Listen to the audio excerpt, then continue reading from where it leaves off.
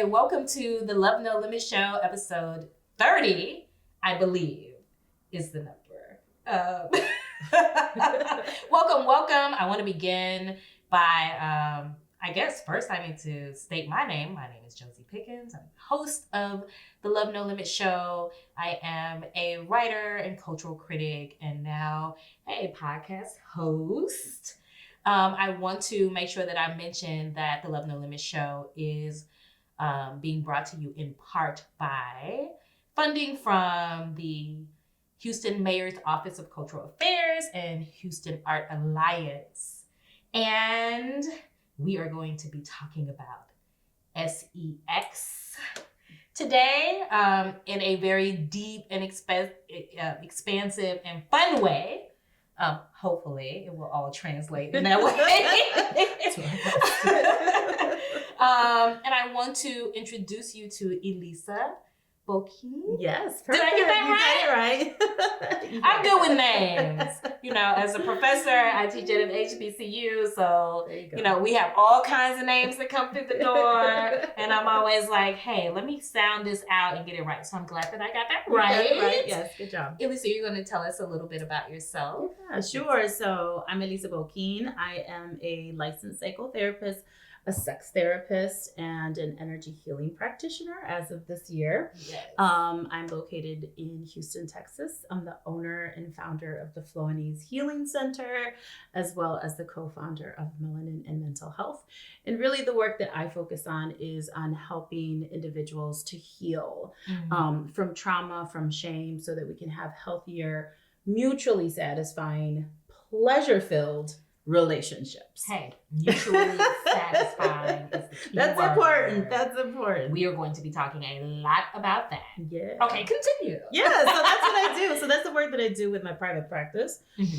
And then, as I mentioned, I'm the co-founder of Melanin and Mental Health. Yes, which I love. Yeah, so my business partner and I were committed to changing how Black and Latinx communities view therapy, how we talk about mental health. And so that's really my two loves and what I spend most of my days doing. And it's such amazing work and such important work on both of those angles. And I'm really excited because we're going to get to talk about this from a clinical scientific perspective, but also I'm so interested in this work that you are beginning or finding flow and ease in, looking at this healing from a more metaphysical perspective. But before we get started, do you want to very quickly tell the folks how they can connect with you? Absolutely. So you can go to my website, flowandeasehealing.com. You can follow me on Instagram, on Facebook, and you can find me at Flow and Ease with E. That's my Instagram and Facebook, and I'm on Twitter too. I'm on Twitter as Elisa Bokin. And then Melanin and Mental Health, melaninandmentalhealth.com. If you're looking for a therapist, if you want to find out more information about mental health, about therapy, you go to our website, type in your city, and we'll pull up some clinicians in that area that specialize in working with our communities. Yes. We're also on Instagram, Facebook, and Twitter, Melanin and Mental Health. And you need therapy. We all need therapy, need therapy. That's what we like to, yeah. It is absolutely life-changing. And the therapy experience is always better, I think, when you are connecting with someone who knows a bit about your struggles generally, like the things we have, specific things that we face, particularly in oppressed communities. Sometimes when we are dealing with clinicians who are outside of those communities, there is a disconnect, right? Which is, I'm sure, why you all fought so hard to found Melanin and Mental Health. Yes. So make sure that you connect with them and look them up if you happen to be looking for a therapist or you want to change therapists. You are looking for a therapist. Yes. I'm going to make that a directive. We like to say, yes, we like to say that therapy is dope. Therapy is dope when you have a dope therapist. Yes. Oh, man. But today we are going to be talking to Elisa about pleasure and sex. and her work as a sex therapist and healing issues that people have around pleasure, but also some fun stuff we're going to be getting into, right? So I guess we should begin this conversation talking about this idea of pleasure activism and pleasure as self-care. I think a lot of times people do not think about pleasure from that perspective, right? That it needs to be a healthy, it is a healthy, natural part, or it should be a healthy, natural part of your human experience. Should be an essential part of our human experience. Essential. Absolutely. Yes. You know, we were designed to experience pleasure. Yeah. You know, like we were designed to experience pleasure. So pleasure is our birthright. And I think that that's something that women struggle with a lot when we think about how we're socialized and how we are programmed. We generally think about pleasure as something that we are expected to give. Right. And not necessarily something that we're expected to receive. Right. And I don't think that we think of it as a part of our self-care practice. I mean, we're, as Black and brown folk, we're just getting to the point where we are recognizing self-care, period. Absolutely. Like so many of us are moving out of, as we discussed off camera earlier, moving away from this survival mode where we are moving from surviving or figuring out how to survive to figuring out how to thrive. Absolutely. And in that conversation, understanding that the same way, the tools, ideas, experiences that we had when we were trying to survive, we cannot move those same ideas, ways of thinking, and tools into how we thrive.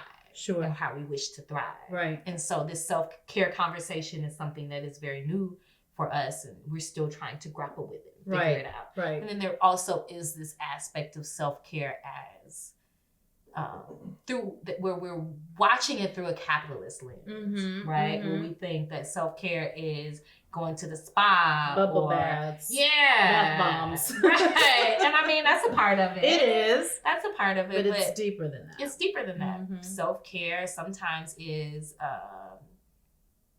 saying going to therapy, going to therapy, self-care, setting boundaries. Self-care sometimes is addressing some of the walls that we have built around certain aspects that should be natural. Right. Aspects of our lives that should be natural, like pleasure.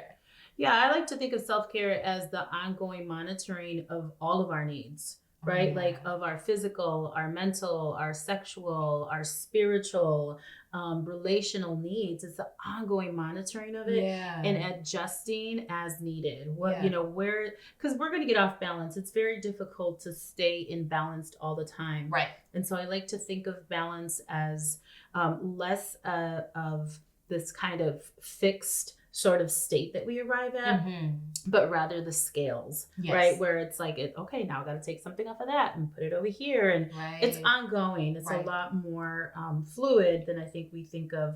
I'm going to stay in this balanced state. And it's ongoing monitoring. Right. Yeah. And it changes. Absolutely. Yeah. Thus the fluidity. Absolutely. Thus the flow and ease.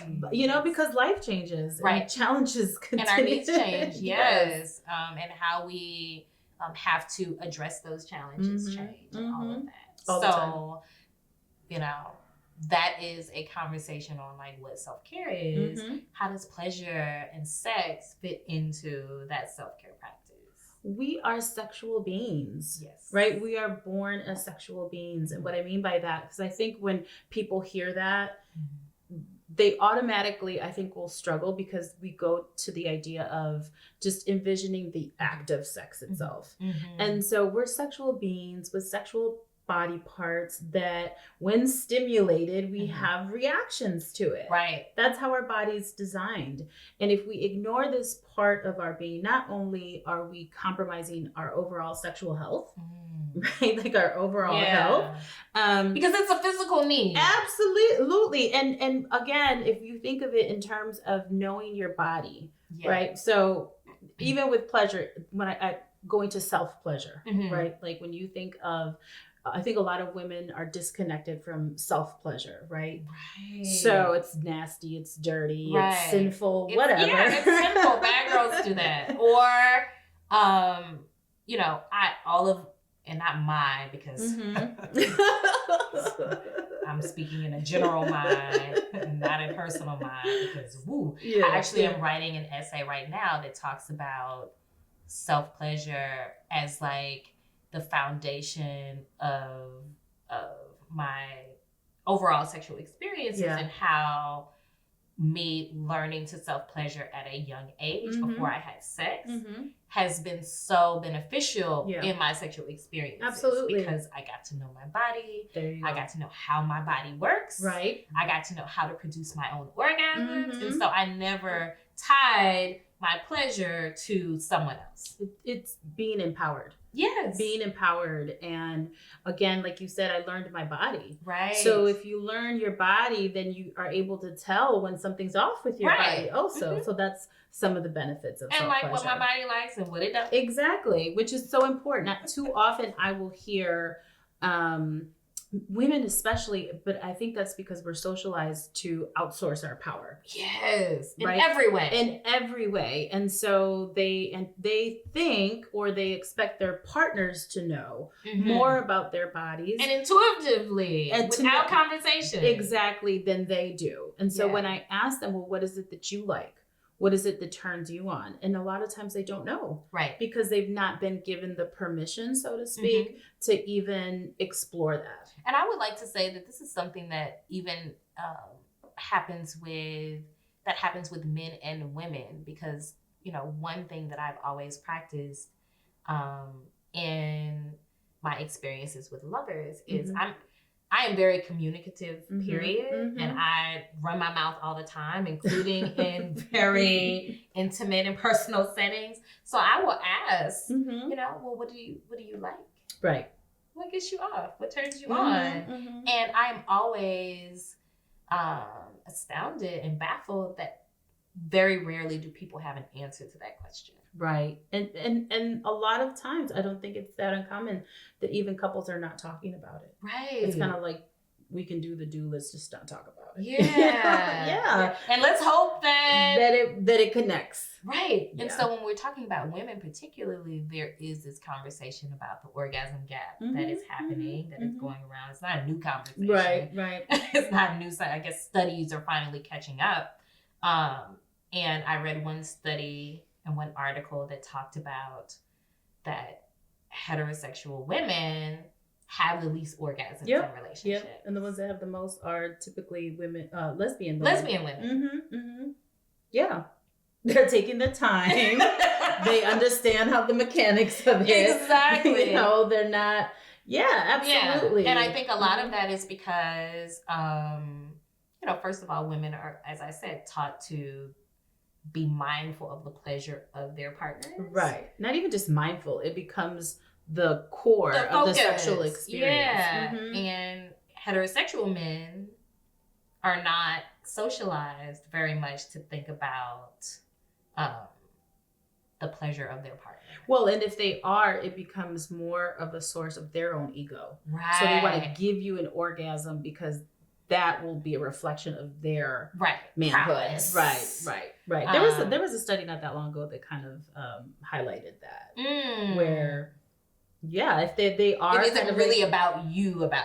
It's about them feeling better about themselves because of the pressure that's put onto men to sort of perform. Exactly. And then, you know, there's the whole conversation about porn that could go into that. But bringing this back to self-pleasure, like, you know, women who figure that out, who enjoy it, who are interested in exploring themselves in that way, usually just have better sex.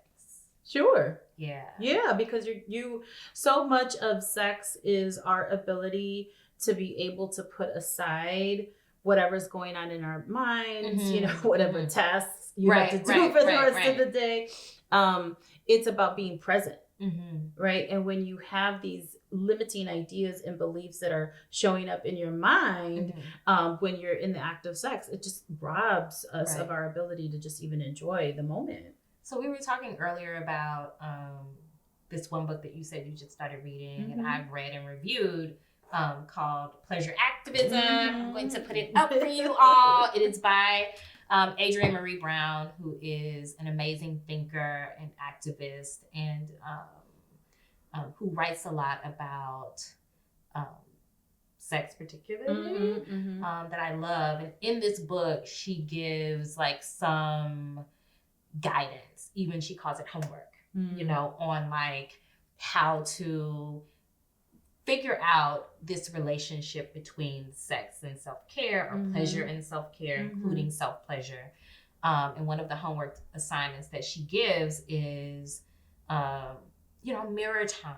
Getting, like I always tell women when we have these conversations that, you know, you not only do you need to know what turns you on, you need to understand that there's so much that turns you on even outside of the bedroom. Absolutely. You know, like dress up for yourself. You know, wear lingerie for yourself. You know, oil your body and touch your body without it being a precursor to an experience that you're having with someone else. How to enhance your sensuality. Yeah, absolutely. That's so important. And she also talks about in the book, like, you know, mirror time. You know, women will ask me sometimes, oh, how did you become so confident in your body, which is not a, you know, the standard Euro traditional idea of like what beauty is. And I'm like, well, I make sure that I look at my body so I know you can't love what you don't know. You can't love what you're afraid to look at. Sure. So I spend a lot of time in the buff whenever I can. And I look at my body so that I can know my body and so that I can appreciate it as it stands, even as I go through processes of trying to, you know, improve those things or work on those things that I might have my own, you know, issues with. I can do that and love my body at the same time. Adrienne Maree Brown talks about even filming yourself as you provide yourself with self-pleasure, and watching the video as a part of, which I was like, oh, this is so radical, like really getting in there to see, okay, what does it look like in my face? I'm really enjoying this. What am I doing right there? They got that kind of response as a case study, but also as something that can also turn you on and get you into the custom and process. And it's just for you. Sure. Like not to share with anyone else. Sure. So I just thought that that was something outside of what I normally would have thought of. What about some other tips do you have on connecting pleasure and self-care? One of the big things I always start off with when I'm talking about pleasure, self-pleasure, sex, is it's really important that we discuss trauma. Because what trauma does is it robs us of our ability to fully be present in our bodies. When we're triggered, what it really does is it takes us out of our bodies. And in order to really be able to fully enjoy and experience pleasure, we have to be embodied. And so that can be one of the most challenging things for someone who's gone through trauma or who has trauma, unresolved trauma, is you may want your body, you may want to do all those things. And the trigger comes in, and then whatever happens then to your body, with your body, is an involuntary response. And that just often will feel like our body's betraying us. We can feel a lot of shame about that. And really, in the end, it's our body trying to keep us safe. Right? It doesn't know that whatever it is that the trauma that we experience is not happening again. It thinks it's back there. And your brain and your body. They are just like, we're going to keep you safe. And your body can often just then not cooperate with what your intentions are.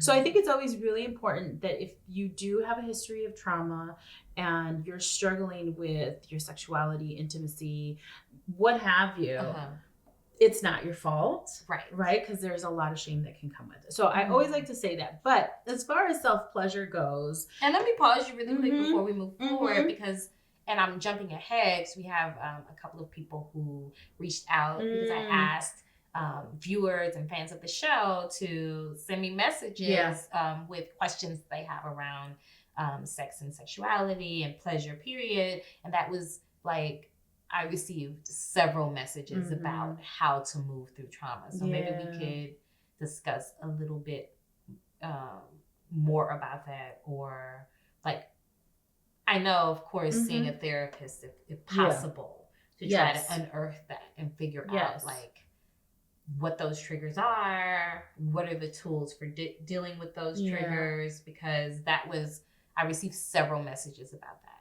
I've experienced this trauma. Yeah. And I cannot, my body betrays me. You can't get past it on your own. You can't outthink trauma is the deal. And so what I mean by that is, the good thing is there is support, there is help. You can live a fuller life. But trauma is kind of like, somebody described it, and I love this description. It's like untangling a bomb. It's a very delicate process. Oh, wow. That is perfect. Because what happens when there is a trauma is our brain gets altered. The way that our brain is wired, it gets altered. And so working with someone who is specifically specializes in working through trauma, because it's a very deliberate approach. It's a slow approach.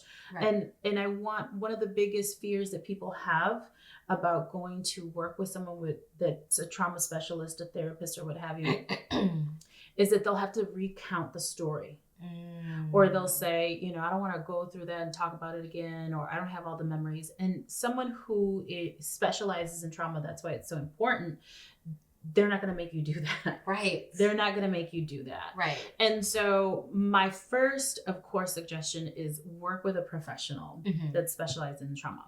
The other thing I would say is there's a lot of resources out there that can kind of help you. Anything by Peter Levine, who specializes in trauma work, and his approach is a somatic approach. So much of what happens when there's been a traumatic event is the way that our body chemistry is altered. And so there's specific kind of somatic ways that we can begin to release some of these emotions and some of the trauma that is trapped in our body. So anything by Peter Levine is a good approach. Okay. There's practices such as trauma-informed yoga. And you may have experienced, if anybody's ever experienced yoga, there may have been a time where you're there and you don't know why you're crying on the mat. And absolutely. Absolutely. Right? I had many of those moments. Yeah. And so what happens is there's this opening an opening, and your body is able to release some of the stuff. So there are classes where they're specifically trauma informed. Wow. So I would say looking up something like that. Anything where you're doing work with your body to try and release that is always a wonderful approach, because you don't have to focus so much on the story. It's about getting this stuff out of our bodies. Yeah. I also have a question about, because one of the questions that I received around trauma is someone who is in a relationship with someone who has experienced sexual trauma and wants to be helpful and wants to be a good, attentive, caring lover, at times who becomes frustrated by the experience. Do you have any advice? I would say, again, the first thing is to become as informed as you can about how trauma works. Because what I find a lot of times when it's like that in a relationship, it's really easy for the other person to personalize what's happening with that individual who's gone through the trauma. And not understanding that the response that that individual is having is involuntary can also help. It's like they actually do really want to get past it. And if they're not, it's because the fear is what takes over. Right.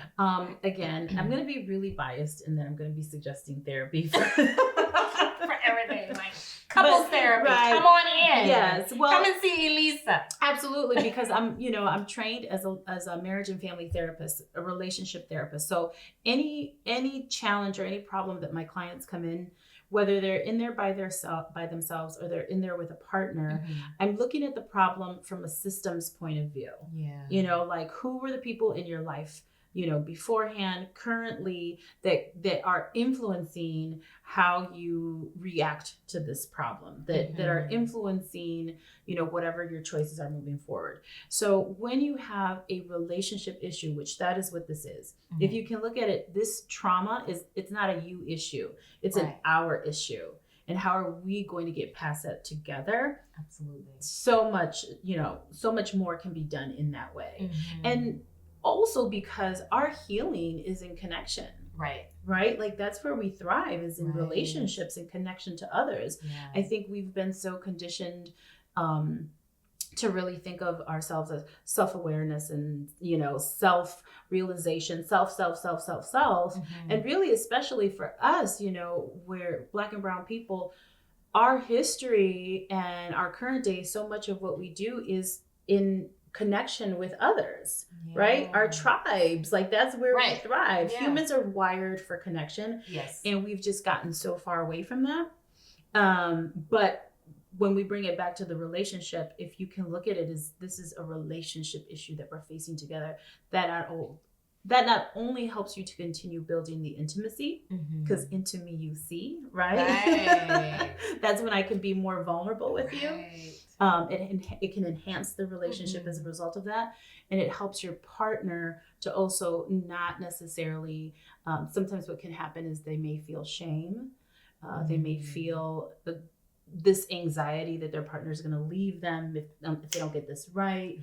So taking it from that approach is really helpful. So educating themselves more on trauma. And understanding the difference between that, or not the difference between, because they're connected, but intimacy and sex. Yes, because there's emotional intimacy, physical intimacy, sexual intimacy.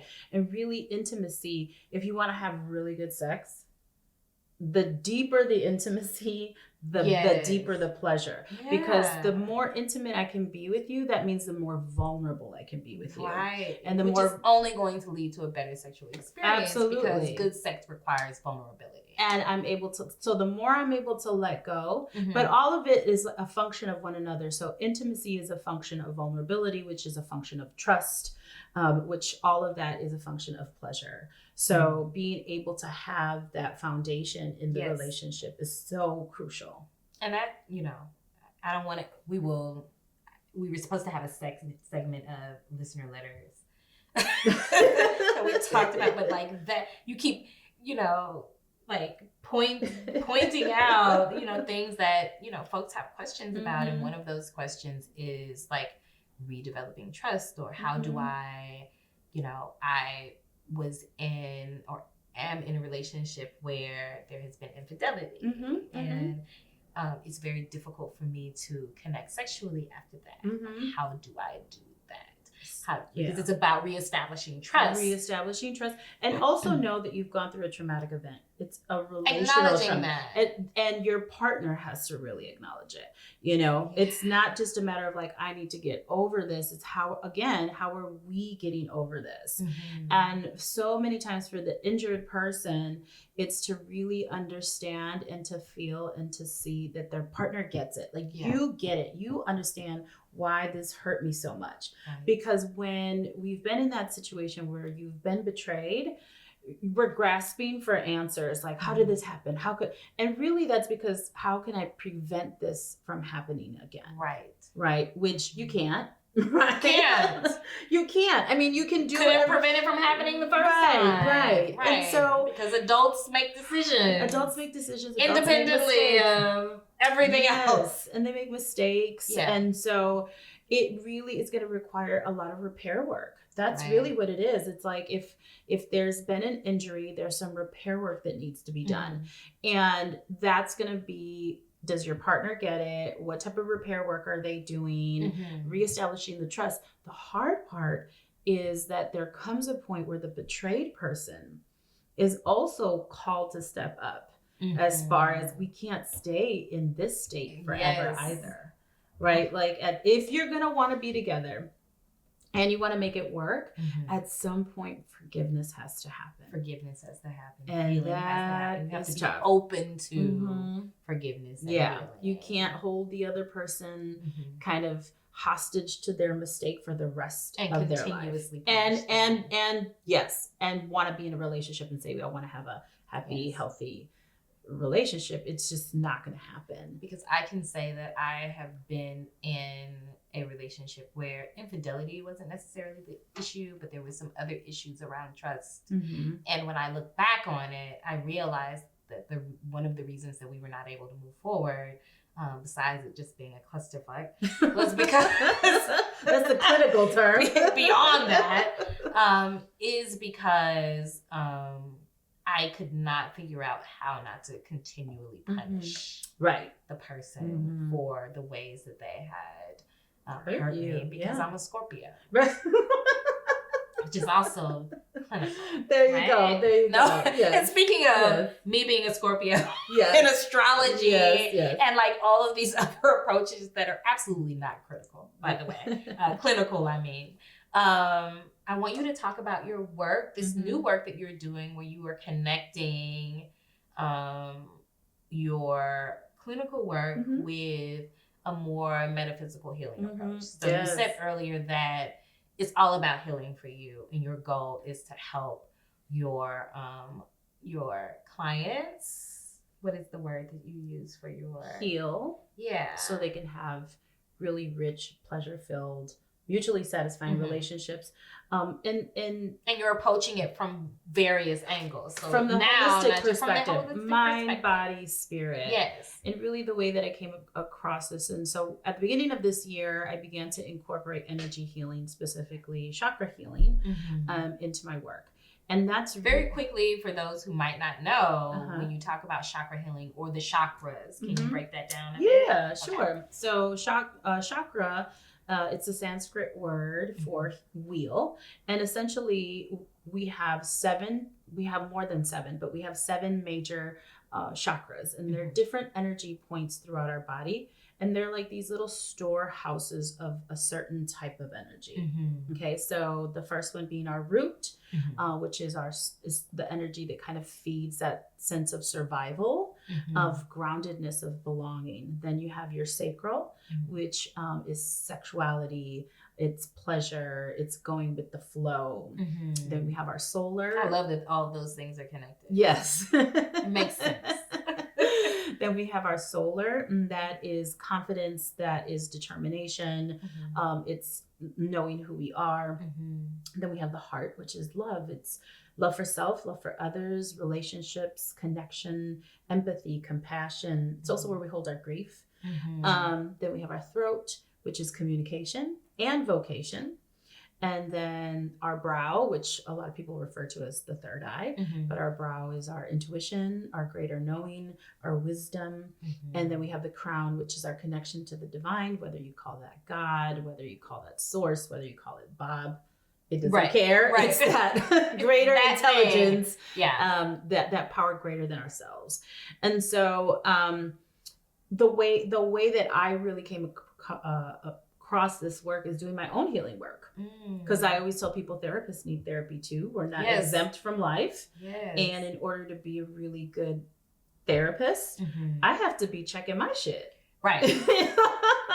Yes. And in one perspective, from one perspective, I need to know what it's like to be in the client's on the client side of the couch. That's important. Keeps me humble. And it also compassionate, absolutely. Yes. And you have to, again, being a therapist, we're not making widgets, right? Like we're not producing products. This is helping people heal and helping people on their journey of life. Right. You know what I mean? Yes. So it's like, do your work. Right. Do your work. Which requires you to do your work on you. Yeah, that's what I'm saying. I have to tell myself, do my work. Right. Do your work. So I was doing my own healing work and have loved therapy, of course, made it my profession. Been doing it on and off for years as needed. And had also become more and more interested in healing trauma from this physical perspective, right? The somatic stuff, like what happens to us physically when we have unresolved emotions. Well, we've all heard that, heart disease, liver disease. Physically. Absolutely. Oh, all of a sudden I became paralyzed, but I don't know why. There was no medical reasoning. But you have all these stressors in your life. Exactly. It manifests physically. It does. Absolutely. And so the other piece to that was also exploring this idea of energy, right? What did Einstein say? Everything is energy. Energy can neither be created nor destroyed, including us. Absolutely. Right? And so I wanted to also learn more about this. And I found somebody who was combining the two. And I thought, how is she doing that? I want to know, because I'm also a therapist and I love this. And how are we marrying the two? And started getting my own work done. I had done some other energy healing stuff. I'd done Reiki in the past and things, but this was different. And when I tell people, it changed my life. And I don't say that in that cliche way. Right. It changed my life. Yeah. It changed my life. The work, adding this as a component to the talk therapy, where now I'm having a session, all my shit is, surfaced. Yeah. Okay, go home now. Right. Well, that was a really cathartic. Your body is in the throes of experiencing whatever has come up through the talk therapy. So here's the emotions. Okay, now let's clear them out. Now let's clear all that stuff that's bubbled up, that's surfaced up, that's in your energy. And everybody has been at a point, you've been somewhere where you're in a room and somebody comes in and their energy is just like, yes. I mean, everybody's experienced that at some point, where you're either drawn to them because you're like, oh my goodness, like your energy's so good. Or they're repelled. Or you're repelled. Like, you don't know why you don't like that person, but something about get away them. from me. Or they right now. Or when children are great at picking this up. Absolutely. They'll whoever, the family friend or whatever, and they don't want to get near them. Right. Or they'll just look at you funky, whatever it is. Yeah. That's why you shouldn't force your children on people. Absolutely. To have like those experiences where they're hugging. Don't force your kids to hug people. They might know more than you do about that person. We're all wired with that. Right. There's a great book. But children are more open. Because they're not as conditioned. Exactly. We're the ones that talk them out of it. They are more in tune with their intuition. Yes, than we are. That sense. That sense that all creatures have. It's just we are the only ones that talk ourselves out of it. Absolutely. Right? There's a great book, The Gift of Fear. I don't know if you've ever heard of that. I have. Yeah, that's a great book that talks about how we talk ourselves out of this other sense. So we pick up on other people's energy. We just may not be calling it that. Yeah. But so I'm like, I need to learn how to do this. Yeah. I need to learn how to do this. I need to learn how to offer this to my clients, which is really my field in particular. It's a very conservative field. Right. And so it was really kind of putting myself out there, but I just felt so strongly about this that I wanted to pay that forward. And that's how it came about. It was a 2-year program where the first year I'm just working on my shit. Right. I'm learning about the chakras, but then I'm learning because the way that I was taught, and this is why I love this particular modality so much, was because it married my mental health background with this energetic training. And so the idea is that at any point in your life, when something happens to you, if you have an overwhelming event, how this can impact you and can impact that chakra. So let's say your first chakra is your root, 0 to 5. So what was going on when your mom was pregnant with you, right? Like what was going on at that time? Did your parents plan to have you? Were they happy? Were they excited? What was life like for you, 0 to 5? Okay. If there was a lot of turbulence, if there was a lot of chaos, that can then impact that particular flow of energy, which means you may struggle feeling secure. You may that inner child thing, right? Yes, you may struggle feeling grounded. You might move from place to place consistently. So that it just helps me to have an additional perspective. And for clients that are drawn to it, that it aligns with their values and what have you, it's just a really powerful way of continuing doing healing work. Because there are so many paths to healing. Yeah. I remember seeing on your page that you had a chakra guide that was connected to sex. Mm-hmm, so talk about that. Yes. I gotta bring it up. Remember? no, I'll know it. I know. Yes. So each of the chakras have a certain type of energy. So when you are incorporating all of your energy points, okay, if you use your root, right? When you use the root, then you're going to be secure. You're going to be in your body during sex, right? Like you're present, you're secure, you're in your body. Then we're going to incorporate the sacral. And the sacral energy is all about sexuality. It's about pleasure. It's about sensuality. It's about going with the flow. Yes. Okay. So if you're incorporating your sacral energy during sex, you're going to be sensual. You're going to be going with it. That's, playful, open. All of that. Yes. Then your solar, you're going to be confident. You're going to be confident about your desires. You're going to be, you're going to be feeling good about yourself. You always want to use the heart, right? Heart is that love connection, right? And so when you're incorporating the heart, you have a connection of love, feeling connected to that partner. Then your throat, well, you're going to be communicating your desires and you're going to be listening, right? Hello. Because communication is two ways. So you're going to communicate your desires without shame and you're going to listen to your partner's desires without shaming them also. Oh, and your sacral, you stay flexible also. That's the other part. Then you're going, so this is where it starts to transcend, right? So you're going to use your intuition, which means you're going to tap into your greater wisdom about your own body. But also, again, you've been connected to your partner. So you're tapping into this greater knowing also about your partner. And then if you stay open to connection, to inspiration from the divine, then this is where transcendence happens. Where sex is going beyond the genitals. It becomes a spiritual experience. I got a great question when you talk about being open to communicating about sexual needs and desires without shame. I had a great listener question around that with a person who has a particular kind of kink that they cannot figure out how to communicate with their partner about. And so that's something that I want to talk about as we move forward. Just this idea of centering your pleasure, understanding that your pleasure is important, and how to communicate your sexual needs to whomever your sexual partner is. Well, and that's where that trust comes in, right? Yeah.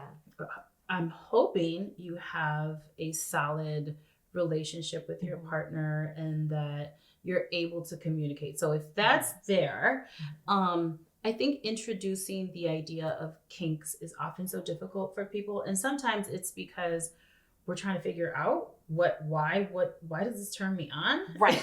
Yes. What does this say about me? Yeah. And sometimes what turns us on is just what turns us on. It just works. It's not this deep, meaningful or traumatic, whatever people associate. It's like, and that's, I think, what really trips people up about sexuality is we want things to fit into this little box of,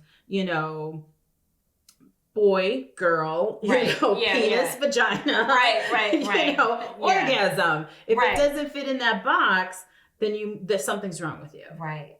And that's what really trips us up about sexuality, which is why also we don't have the conversations, because we're so scared that something's wrong with us. Right. And our partner doesn't have that foundation either. So they hear something and they might think something's wrong with you. So I would be really curious first is how open your partner is to having conversations. But there's some great tools out there. There's one in particular that I love. It's a PDF. It's called Sexapalooza. It's a PDF, and it's like 6 or 7 pages of questions that partners can ask one another. Oh, I like that. And it's like yes, no, maybe. So it goes through a whole bunch of different sex acts. Right. And you get to say like yes, no, maybe. Yeah. And then talking about like what turns me on, what turns me off, what's my hard no, et cetera, et cetera. Right. So kind of turn it into a game a little Yes. bit. So if you're uncomfortable with talking about what you enjoy sexually, or like whatever your kinks are, and we all have them. We have our, like I was telling somebody the other day, like my vanilla kink, which is like it's like the kink that you can that might be related to sex or might not, is like super nerdy people who tell like really nasty jokes or say like little dirty things, and you never expect it. And so it's just like I like that. There you go. So when you least expect that, so I'm like, so I have this nerdiness that is very interesting. So like sometimes they can be just like that something, or it can be much deeper. Like, oh, I like to be choked. How do you have that conversation? It would be a great resource. And I think for someone who might have kinks or desires that go a little bit deeper than what we think of as traditional or quote unquote normal. Yes. Yeah. Again, I'm biased, but a sex therapist. Yeah. That's what we do, is we help couple. I mean, because a lot of times people will ask, what does a sex therapist do? Yeah. They confuse me for a sex coach or You're like, no, I'm not in the bedroom with you. Is how do we have these conversations? Right. So I would start with something like that. To loosen up. To kind of maybe what your partner might be open to. Right. And sometimes we judge ourselves a lot harder than others might judge us. So it may be something that you feel is like way in left field. Maybe it's not. But it really, the ability to have these conversations with our partners is so essential. Number one, I always tell couples, if you're going to talk about sex, you cannot shame your partner on any level. You can't say shaming words. You can't look at them, in a shaming way. Right. You cannot give off that vibe. Right. Which is why it's important to have these conversations before the actual sexual encounter. Yeah, don't do it. Don't try to do it during the act. To avoid that look like you want me to do what? Right. Have it before, because you have to talk about boundaries also. You do. You have to talk about boundaries. And so that's one of the biggest, and also knowing that sometimes some of our fantasies or some of our kinks, sometimes just talking about it is enough, because your partner may or may not be on board. Right. And that's okay, because they have autonomy also, and they have their boundaries. Yes, exactly. So you talking about it with them doesn't necessarily mean that it's going to happen. But maybe now that they know, there's also, I'll tell clients a lot of times, there's varying degrees that you can start to explore your fantasies. So let's say, for example, someone has a fantasy of a threesome. Right. Okay, so maybe before you jump into the threesome, kind of go through kind of scaffolding, like different degrees of that. So have you had anything where there's another person involved at this point? Right. If you haven't, so let's just start kind of testing the waters. Maybe that starts watching sexual imagery together. Or maybe that's going to a shop together. Maybe that's then going to a strip club together. Just kind of gauging before you kind of jump in there. Because that's one of the biggest mistakes I'll see happen with couples is they have an idea of what they think that's going to do for their relationship, and it ends up being traumatizing. Right. Yeah. Oh, absolutely. I know a couple who, that was a big issue. She was very much into, multi-person swinger style type of sex. Her partner was not. And the compromise that they ended up making after like trying and figuring out was that they might attend an event or a party where there was public sex or open sex, and they would just voyeur. Right. And then go home, and it would just still be the two of them. And she was able to get some level of satisfaction out of that. And there was some play that they might do publicly. Sure. But there were the boundaries around, okay, but we are not going to have full sex publicly, and we are not going to have sex with other people. And those were the boundaries. That's great. So they could go out and kind of play around but still maintain the monogamy of their relationship that her partner wanted. And it worked for them. That's fantastic. And I think that's the big part that is important for couples to remember is you get to set the boundaries of your relationship. What works for you. Just discuss and explore what works for you. Now, you have to be on board together. Right. But sometimes, the comparison or the feedback that others may give you or what have you, it's more about the two of you, that ongoing communication and that solid approach of whatever we approach it together. Right. And leave him, girl, if he is not open to whatever your fantasies and no, don't. Like, don't listen. Don't listen to me. Elisa's like, no, that's not. Clearly, I am not a sex therapist. But it definitely is important to this conversation about giving voice to your desires and not allowing anybody to shame you for your desires and putting your pleasure at the forefront of your sexual experiences. A lot of times women struggle with that so much. And I will say also, if there is some shame that comes up, okay, maybe it's not intentional. A lot of times that's based in fear. Right. Again, if your partner, if their idea is limited or they have certain beliefs or values, then it goes against that, then a lot of times it's from fear, what they may think that this means about you, or them not knowing, what exactly it is that you're talking about. Right. So, it may be something that has to be an ongoing conversation also. Yeah. And an even better conversation with a sex therapist, couples therapist, if you like. Yes, so important, so good.